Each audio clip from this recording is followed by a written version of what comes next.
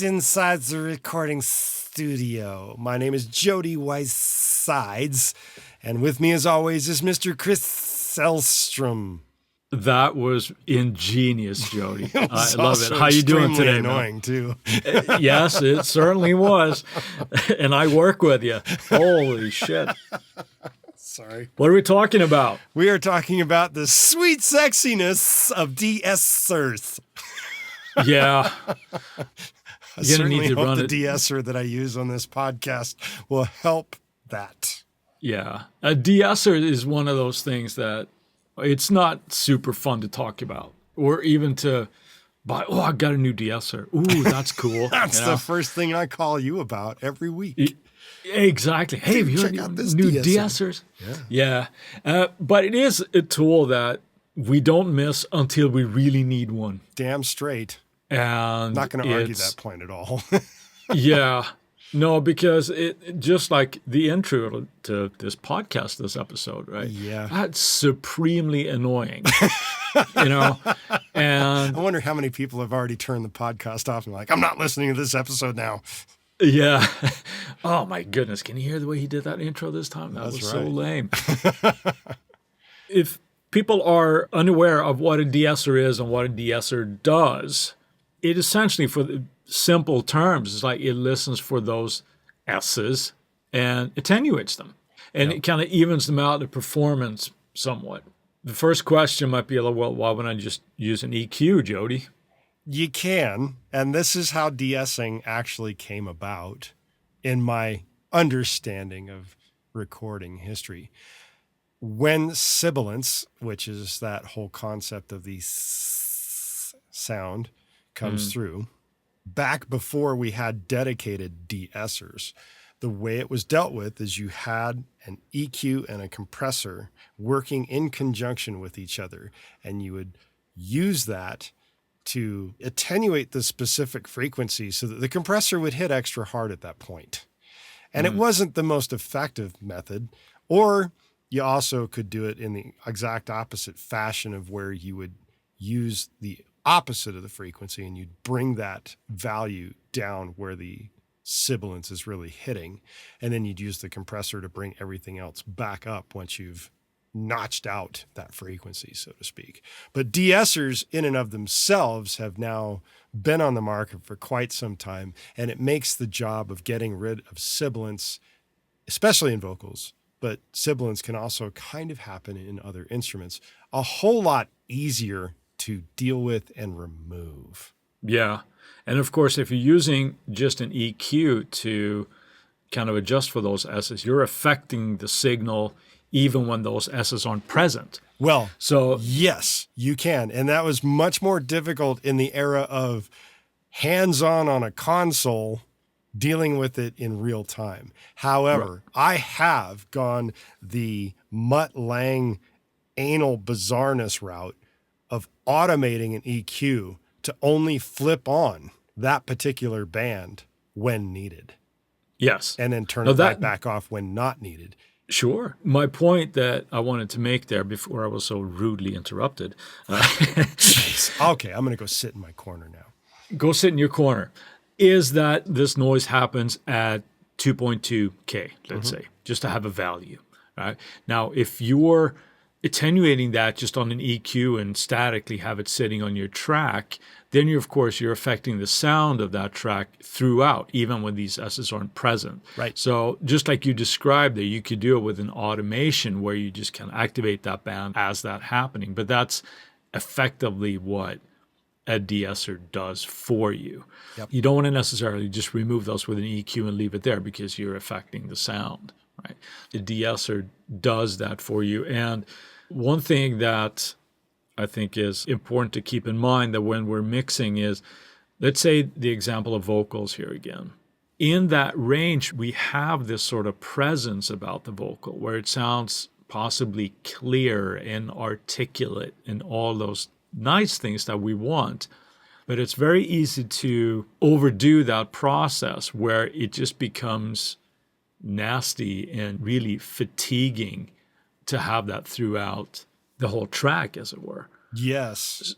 it's an important thing that we want to kind of take care of, because you want the cleanliness and the clarity, but you don't want the constant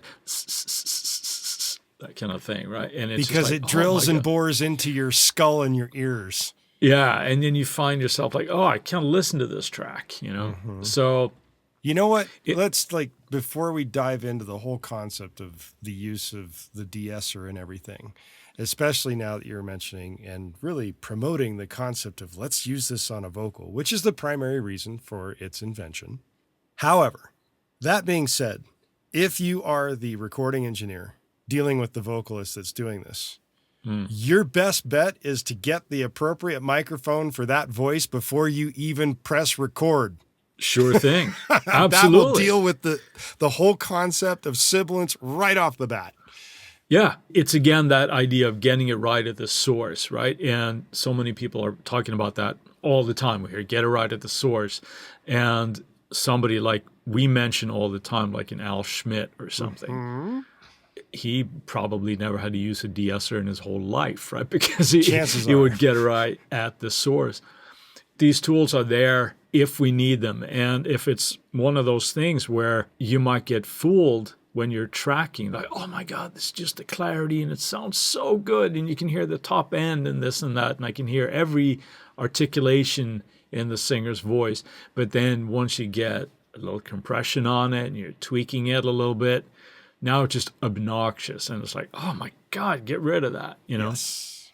But it's a very good point that you bring up there with choice of microphone. Yeah, it can make a huge difference on a vocalist's voice. Right. Whereas, let's say a U87A might sound really nice on my voice. And then I might go for some kind of Groove Tubes 200 series. I don't know. I'm just making it up, pulling a name and number out of my hat and my butt. And that mic might be super brittle in a particular frequency on my voice. And suddenly sibilance comes out everywhere. Yeah. The lesson in there, of course, is we always get blinded by, a certain microphone name. And we're like, well, this is a great mic. Yeah, it might be. And it probably is. But is it the right mic for that this voice. Particular singer? Yeah, Yes, exactly. and that song for that matter. Right. It's one of those things, again, like you're getting it right, but don't be afraid to use an air quote here, lesser mic if it's the appropriate one. That sounds good on the voice. All right. Now that we've gone off on the deep end of a tangent, let's get back into our de-esser vibe. Let's do that. Vocals, I'm thinking that's the primary function for this. It's not the only thing, but if we bore a little bit deeper into vocals and your de-essing, where do you find for you where the frequency where you might reach for initially to kind of start de-essing? This is going to be ding, da, ding, ding, ding, program dependent upon the person that you're dealing with, because male voices will have a different frequency range from female voices. So take a sip. You don't say. I do say. I will. Yeah. Content dependent. Cheers, everybody. Generally speaking, with most male voices, you're probably looking somewhere around the 2 to 2.2K range. And with female voices, you're probably looking somewhere around the 2.2-ish, maybe on up, close to 3, depending on the female. So Yeah. the male voice is probably a little bit wider than that. It just depends on their tonal quality of them and the mic that they're being paired with. Yeah. But that's the general Yeah. So we're kind of looking at that 2 to 3K range. Right. I would say, well, depending on some use, but the vocal, you're right. That's about that range. And you'll have to, depending on which de-esser that you're using, you'd have to probably sweep a little bit up there and just listen to see that you're affecting the correct appropriate frequency range. Yeah. Now, there's another point of nastiness that can happen, and this also relates to multiple instruments other than the voice, and that is right around the 4.1K range. That is just a shrill, nasty area for pretty much everybody's listening unpleasure. It's very piercing, isn't it? It's a very piercing frequency. If there's a problematic area in a particular recorded track, that's also another one where you want to look at and it's like, hey, is that where that sibilance is really killing my ears? If you're using a de-esser, it can also be very tempting to overcook the attenuation that we do. Oh, yeah. So don't be too aggressive with it. You have to obviously just use your ear. It's always the right thing to do. Are you saying salt to taste? Yes, exactly. Yeah, and be careful with the garlic. It's tempting to perhaps just, I just want to pull that out all the way. But now you can lose some of that clarity and you can just make the track in question sound really unnatural. So, especially if you're going along and there's a certain amount of clarity going on in the vocal and then you hit the sound of the sibilance and it suddenly gets very, very dull for a moment. Yeah. It can be very obvious. Absolutely. We have to be careful. Use with care, but it really does a huge difference on your tracks. Now, on a technical tangent here, when you place a de-esser on, let's say we're talking vocals here, where in the chain do you place your de-esser? Do you do it after the processing, compression, EQ? Do you do it before? Do you do it both? What do you do? It will depend on the program, but 90% of the time I'm putting it as the first thing in the chain.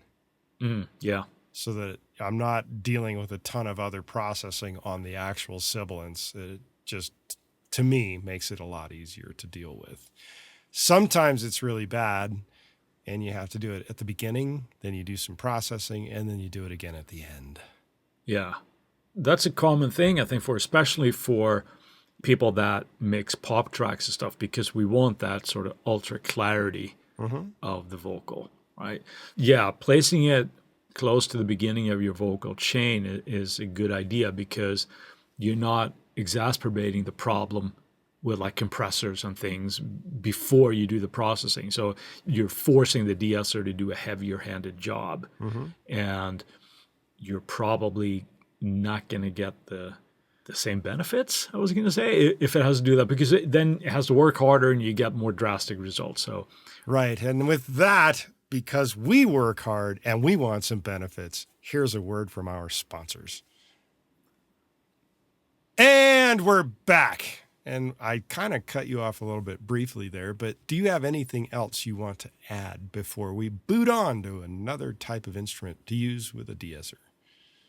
No, I think that's pretty much how I like to deal it with vocals. I mean, I put it early on in the chain, get rid of that. You also do it early on then? I do, yes, absolutely. And then if need be at the end of the chain, but then it would be very gentle, I would say that, if it's needed at all. And 9 times out of 10, I put it early on in the chain and that's it. And that kind of takes care of the problem. So no, I think that's a big one. And it will really make your vocal hopefully have that sort of professional sheen that we're kind of going for, and that kind of takes care of it for me. So I don't have too much else to add with the vocals. But are there other instruments, or what other situations do you tend to use it on? Well, one particular instrument is drums, especially with cymbals and overheads.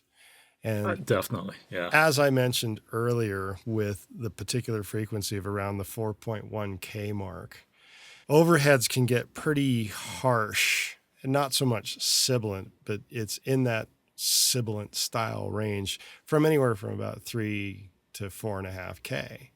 And in there, if they're really nasty sounding, having a de-esser on the overheads can help quite a bit to tame the nastiness that drills into your ear and makes you go, man, I don't want to listen to the drummer on this song anymore.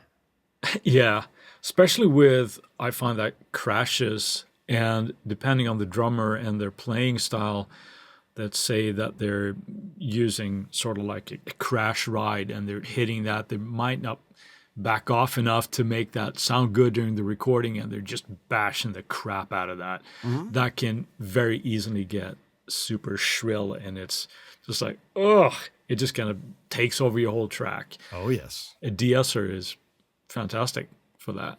It's a Same thing. specialty EQ just for your crashes. For your enjoyment only, yeah. And then, like you mentioned, it tends to go a little bit higher than you would with the vocal, but sweeping around there about 3 to 4K range, maybe even a little bit higher. Same rules, I would say, as with vocals here. Too aggressive of a use, and you'll kill the vibe of it. You suck the life right out. The reverse breath. That's right. It can sound unnatural. If you have a hard time EQing an overhead that can sound a little aggressive like that, which with an overhead, you want the clarity and everything, but if, it might sound great when playing the verse part or whatever with a hi-hat or whatever, but then when you get into this aggressive crash ridey stuff, it just takes over. So playing with the de-esser there is fantastical. And I recommend it if we need it. Anything else they use it on? I think you've used it on guitars a little bit as well, right? Yeah. I've used it on guitars, especially noisy, overdriven guitars where string noise from fingers gets overbearing.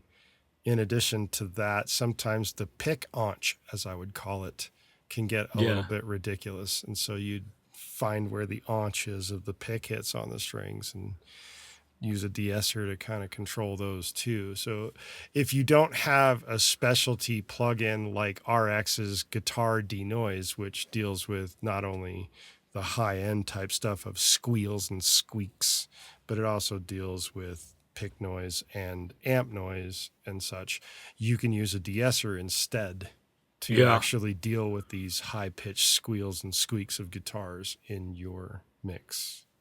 You're obviously an RX user, so do you find yourself reaching for a de-esser to take care of those issues anymore, or not so much? Not on a guitar, no. I use the Guitar Denoise plugin for very specific things. It's a guitar-specific de-esser and de-hummer. It's got a couple of different functions built in, so I don't need to use a specialized de-esser just for guitars. Yeah. What kind of frequency should you use it as a denoiser? Did you just kind of sweep and find what that was, or? It depends on the squeal or squeak or whatever string noise I'm trying to get rid of, because some, depending on a player's fingers, squeal differently on the strings than other players. I mean, they're in the same general area, but it depends on the person. Some people might have more meatier feeling fingers on their strings, so they won't squeal quite as high as other people that might have smaller, less meaty fingers that might get a real high-pitched wail off of them somehow. Yeah. And obviously we're not talking, or at least I'm not talking about, the John Sykes, Zakk Wylde squeal with those are like harmonics, so they're doing it on purpose. But noise from sliding up and down between chords, that kind of thing, especially if you're playing with a lot of gain, or sometimes even if you're not, you get those kind of squeaks and stuff shifting positions that can, sometimes it's almost like a breath with vocals that we talked about. Removing a breath. Right. And it's like part of it is emotion, and sometimes it's just freaking annoying. So you have to get rid of that. Are you using anything specialized? Are you using guitars with de-essers or what? I don't. It's an RX thing for me as well. Oh, okay. Yeah, if I need to do that. I find that if it's something you're not going mutt-laying like anal and just like EQing it at the moment it happens then. If it happens, let me backtrack and hopefully I'll answer your question. Okay. I tend to be so anal about that when I'm tracking, if it's me tracking and playing. That I get hyper vigilant, so I try to capture that and knock that shit out while I'm tracking. Right. Whether it would be audible in the mix or not, I'm like, nope, do that again, that type of thing. Do you ever make yourself or another guitar player oil the strings to prevent that as well? No, I haven't gotten that crazy. Okay. That's a trick I actually learned from a long time ago from a producer called Peter McIan, who used to work with Men at Work and things like that. But he did a seminar one time I attended, and he said, I always have like a bottle of Wesson oil sitting next to me, and if it's too bad. But one thing I found with that, though, is it tends to be more often than not just there's just too much gain on the amp, too much distortion, and it gets like super sensitive. And of course, for certain extreme types of music, you have to have that kind of gain to get the sound, but then really pay attention to these. But long-winded way of answering the question. I don't really use a de-esser that way. I try to capture it at the source. Yep. And if there's something when I'm getting it from somebody else, it's an RX thing for me, where I tend to go for that. Gotcha. Well, now that we've actually plugged RX as a way to remove some kind of specialized de-essing on guitars, what are your favorite de-essers for actual de-essing? Well, as of the recording of this podcast, and I mentioned this a couple of weeks ago as my Friday find, I'm really liking the DS or the FGDS from Slate. The new one that they just released a little while ago. Yeah, and I believe it's a recreation of an old DBX compressor, or a de-esser, I'm sorry. Right. But that works great. I don't necessarily like the phrase, it's easy to use, but it is really easy to use. Because I think usually when you talk about ease of use or making it easy of use, it just means limited control. Sure. Yeah, I like that one a lot. It works really, really great. I did it on a mix here with some vocals just this past week, and that was awesome. Another one I like that's sort of part of the Slate bundle, but it's a plugin from De-Essers called the E2 de-esser. That was my de-esser of choice before I got this one. That one's kind of like the Swiss Army knife of de-essing, isn't it? Yeah, that is definitely as intricate as you'd want, I think, in the de-esser. I remember us seeing that at the NAMM show when that was about to get released. You can really, really go in and do a lot of stuff with that. So that was my de-esser of choice up to then. But right now, I like the DS or FGDS from Slate. What about you? Do you have one you reach for? Prior to doing Logic's built-in de-esser, which got a real nice update in Logic 10 point whatever. I think it was 6, I think. But Logic's built-in de-esser has a pretty nice functionality to it now in the current version of Logic Pro. Some of the others that I've used is the Universal Audio Precision de-esser, which is also a very nice de-esser. And with the name Precision, you get the impression that, that thing does its job quite well. But it has to with a name like that. Right, with a Precision de-esser. Prior to that, it was the Waves Renaissance de-esser that I used almost 100% of the time for a very long time. I used to have that one too. Yes, that one was before I discovered De-Essers. But it does a very nice job, and it's got a highly controllable situation where you can do it as an overall, or you can split the frequencies and have crossovers in it, and it's pretty nice. Yeah. However, my current one of super choice, especially during the mix down phase and not at the export of tracking phase, which is where I would use Logic's. If something continues to be a problem in the mix phase and the export phase of the final 2 tracks, OX Sound's Soothe 2. Oh, I can't believe I didn't think of that. Yeah, that's a brilliant one. That just becomes the greatest thing since sliced bread when it comes to de-essing. There's no ifs, ands, or buts about it. And for every single episode of this podcast, if you go look at the chain that I use to actually use the concept of how this podcast gets recorded, it's listed 100% of the time because it's there all the time. It is such an amazing de-esser, and OX Sound did brilliance in the making right there.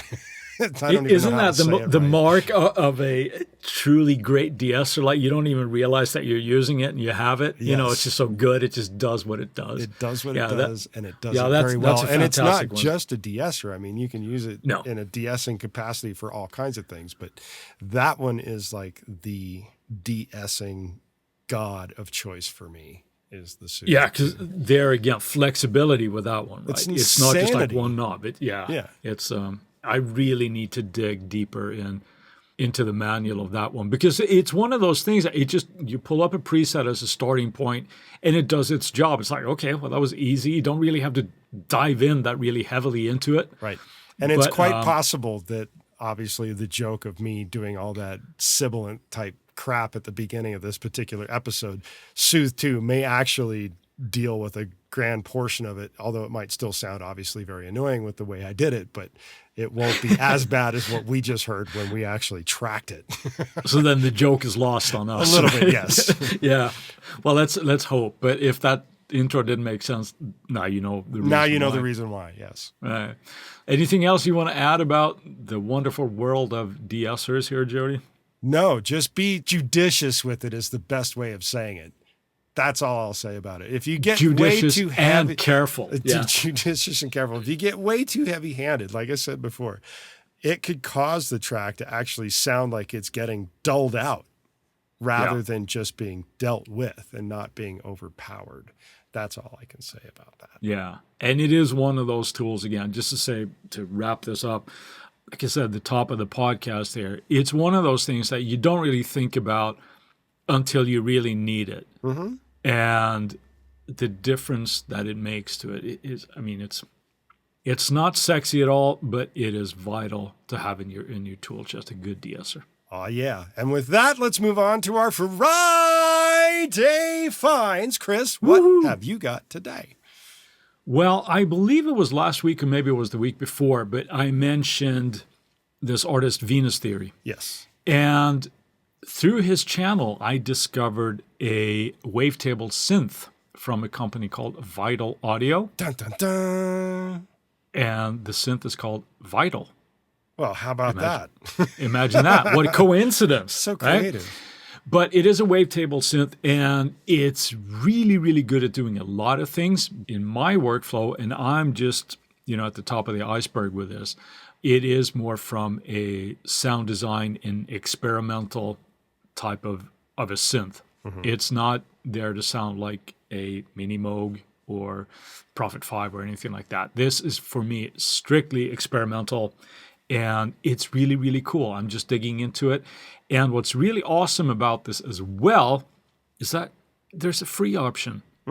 Now, limited option, but it is free option, so you can try it out. If you really like it, there are paid levels as well. And if you like it, you should do that, because it is almost criminal by the person that built this that it actually offers a free version, because it is really, really, really cool. So that is my find for this Friday, Vital by Vital Audio. Mm-hmm. And what about you, Jody? What do you got for us? Well, I'm on like this bizarre brainwave frequency of you, because I'm also going with a synth plugin as well. Yes. This one is by a company called Fabric 70, and they've released a free synth called Explorer. Wow. It has 4 oscillators to it. Mm-hmm. And the first 3, oscillators 1, 2, and 3, can each access a sine, a triangle, a sawtooth, and square type waveforms, and oscillator 4 is reserved for straight up noise. There's also a wave shaper and other filters that are typical on pretty much any synth plugin that you can get at this point. That also has LFOs to it, so you don't have to go get something like LFO tool? LFO tool, yes. Yeah. You don't need that because it's got built-in LFO shit. So, yeah. Plus various envelopes and such. But the great thing about it is, as I mentioned, it is free. And you can't be free if you need a synth. Hopefully it sounds good too, right? But I'm sure it does. Damn straight. While we've got your attention, we ask that you go to InsideTheRecordingStudio.com and sign up for our mailing list. Doing so will get you weekly reminders about the Tuesday tips when they come out, and we'll make sure you don't miss any future episodes of the podcast. Send us an email at goldstar, GOLDSTAR, at InsideTheRecordingStudio.com with the word de-esser.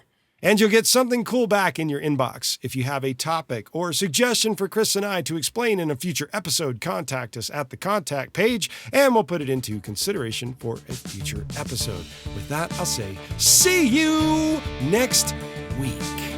Talk to you later, Jody. Thank you so much for listening, people.